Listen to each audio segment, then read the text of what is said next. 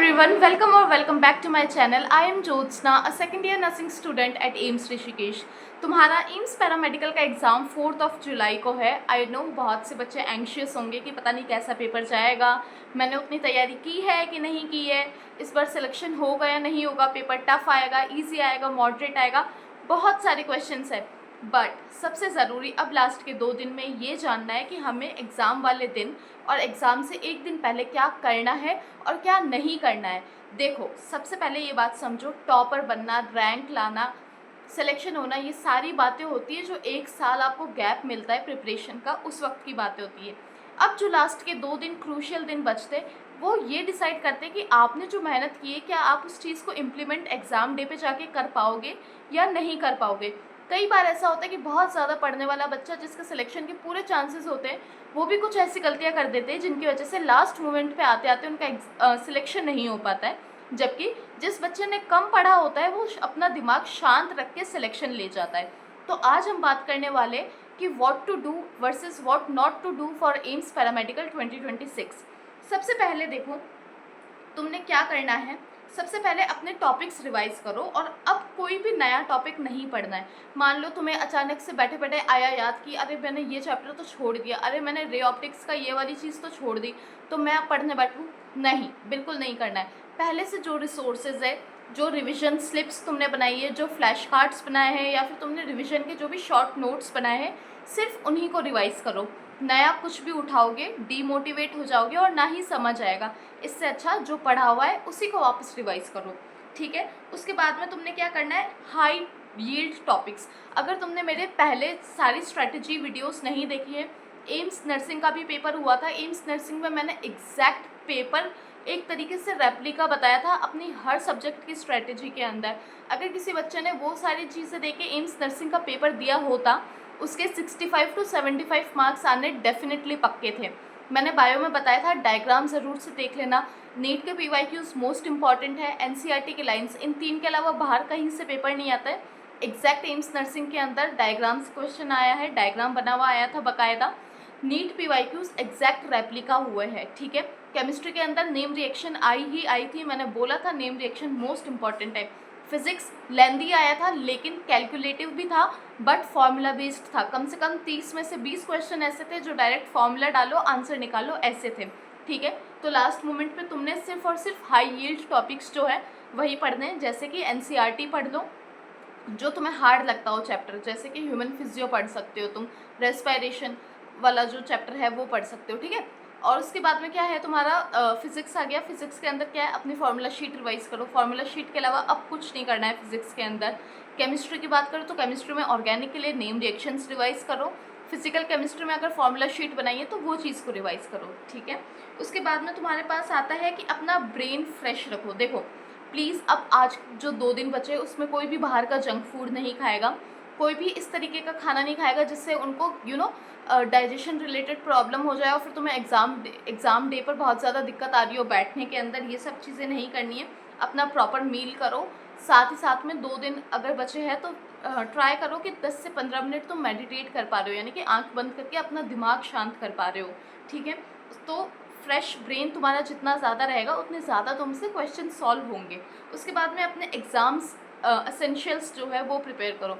Exam essential से मतलब क्या है, अपना admit card, ID proof, photo cards, तुम्हारा सेंटर कहाँ पे है वो चीज़, इन सारी चीज़ों को प्रीव्यू करो सो दैट तुम्हें पता चलेगा कि हाँ, मतलब तुम ज़्यादा पैनिक नहीं करोगे, तुम्हारे पास भी सारी चीज़ें ऑलरेडी प्रिपेयर रहेगी।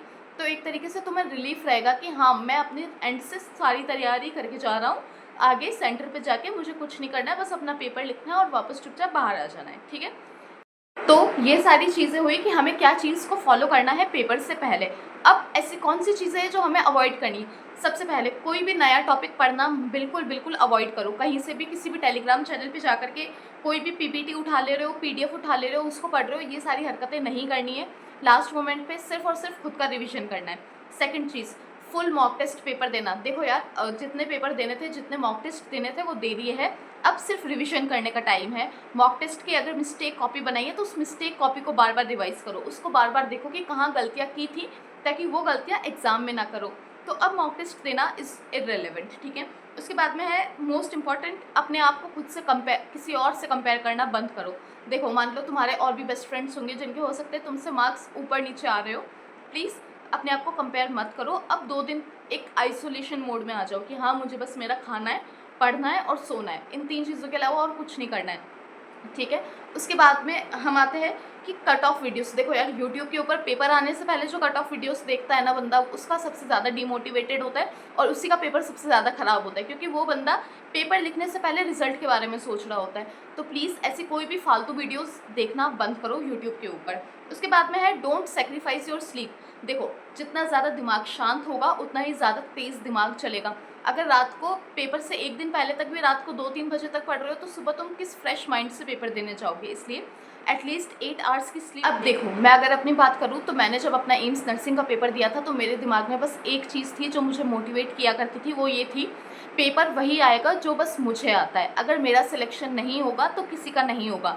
इसी माइंडसेट के साथ तुम्हें भी एग्ज़ाम सेंटर के अंदर एंटर करना है। अपनी तैयारी पर भरोसा रखो और अपना दिमाग बहुत ज़्यादा शांत रखो। शांत दिमाग से डिफ़िकल्ट क्वेश्चन सॉल्व हो जाते हैं और एक बहुत ही ज़्यादा कन्फ्यूजिंग हाइपर एक्टिव दिमाग जो होता है ना, वो सिंपल ईजी क्वेश्चन के भी अंदर बहुत सारी सिली मिस्टेक करके आता है। तो अपना दिमाग बहुत ज़्यादा शांत रखने की कोशिश करो, ठीक है। हम बात करते हैं एग्ज़ाम डे स्ट्रेटेजी, यानी कि जिस दिन एग्ज़ाम होगा तुमने उस दिन क्या करना है। सबसे पहली चीज़, अपने सारे डॉक्यूमेंट्स लेकर के जो भी तुम्हारा सेंटर है, अलॉटेड सेंटर है, वहाँ पे 1 घंटा पहले पहुँच जाना है। 1 घंटा पहले पहुँच गए, अपना सारा जो भी तुम्हारा बायोमेट्रिक्स होता है, चेकिंग वगैरह होती है, वो सब करा के आधे घंटे पहले अंदर जाके बैठ जाओ। और अंदर बैठने के बाद में फिर कुछ मत सोचो। एक बार बैठ गए, अपने जिस भी भगवान को मानते हो आँख बंद करो और उसके बारे में ध्यान करना शुरू करो। जैसे ही पेपर आए, अपना जिस तरीके से पैटर्न फॉलो करते थे मॉक टेस्ट में, जैसे कि बायो केमिस्ट्री फिजिक्स या फिर फिजिक्स केमिस्ट्री बायो, जिस तरीके से पेपर देते थे वैसे पेपर दो, ठीक है। उसके बाद में तुमने क्या करना है, एग्ज़ाम डे में फर्स्ट राउंड में वो क्वेश्चंस करो जो तुम्हें बहुत अच्छे से आते हैं, ठीक है। उसके बाद में सेकंड राउंड में उन क्वेश्चंस पे जाओ जो तुम्हें उतने अच्छे से नहीं आते, लेकिन तुम्हारे पास में ऐसा है कि तुम्हारे पास में चॉइस है कि तुम एलिमिनेट कर सकते हो। तुम्हारे पास में मान लो कि 4 क्वेश्चन है, उसमें से तुम्हें 2 पता है कि वो नहीं हो सकते, लेकिन 2 के अंदर अनश्योरिटी है, तो उन 2 में से कोई भी एक टिक कर सकते हो। लेकिन लास्ट राउंड पे जो 15 मिनट रूल होता है, last 15 minute rule of any paper, जहाँ पे तुम पैनिक गेसिंग करते हो, तो वो बिल्कुल नहीं करनी है, क्योंकि वो करने, जैसे ही वो करने लगोगे तो तुम्हारा जो होगा सारा का सारा नेगेटिव में जाने लगेगा स्कोर, ठीक है। तो नेगेटिव मार्किंग बिल्कुल नहीं करनी है, पैनिक गेसिंग बिल्कुल नहीं करनी है वहाँ जाके। अब देखो, लास्ट में मेरी एक बहुत ज़रूरी बात समझो, 2 दिन की तैयारी से तुम्हारी रैंक या फिर तुम्हारा सिलेक्शन डिसाइड नहीं होगा, लेकिन लास्ट के 2 दिन तुम किस माइंडसेट से पेपर सेंटर के अंदर जाते हो, वो डेफिनेटली तुम्हारा सिलेक्शन जो है वो अफेक्ट करता है, ठीक है। तो अब 4 जुलाई को टॉपर बनने की कोशिश मत करना। जो पेपर में आता है उसको अच्छे से करो, एकदम शांत दिमाग से अपना बेस्ट देने की कोशिश करो, ना ही पेपर को अपने ऊपर हावी होने दो, ठीक है। तो तुम्हें 90 ऑफ 90 स्कोर नहीं करना है, तुम्हें बस एम्स के अंदर एक सीट चाहिए, उतना स्कोर करना है। सो नेगेटिव मार्किंग से बचो, जो आता है सिर्फ वो करो और अपने दिमाग को सबसे ज़्यादा शांत रखो, ठीक है। In last, I hope you all get your dream aims, and if this video motivated you or helped you in any way, then please subscribe to the channel and also leave the comment, and I will see you after your paper. Till then, all the very best for AIMS Paramedical 2026. Keep hustling and keep